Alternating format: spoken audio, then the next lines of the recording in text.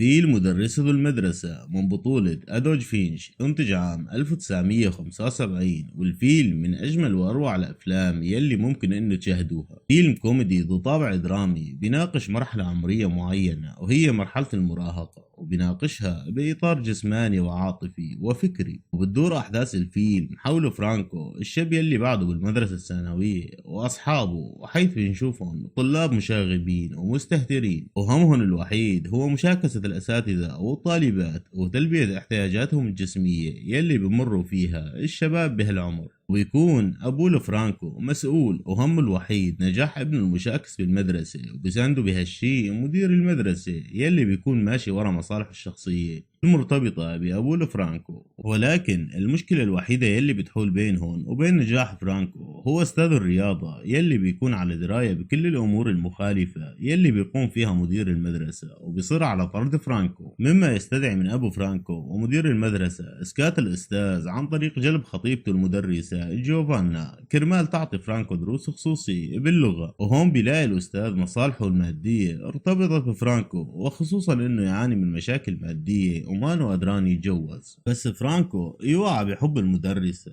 وبيجرب كل الطرق حتى يحظى فيها، وبننخرط بدوامة من الأحداث الشيقة من محاولات فرانكو الوصول للمدرسة من تمثيل وادعاء ومشاكسة. وبنلاحظ اهتمام الأب بابنه وتسخير كل إمكانياته المادية والمعنوية والاجتماعية لإسعاد ابنه، وبيدخل لحل مشكلة ابنه مع المدرسة وفعلا بينجح. وبتنشأ علاقة بين فرانكو ومدرسته الجميلة جوفانا، وبيخلص فيلمنا والعلاقة مستمرة. وأستاذ الرياضة بعد مفكر إنه علاقة فرانك أو خطيبته علاقة مدرسة بيطالبها. انطباعي عن الفيلم ممتع جدا ورائع ومضحك وشيق، أنصح بمشاهدته لمن هم فوق السن القانوني، ودمتم سالمين.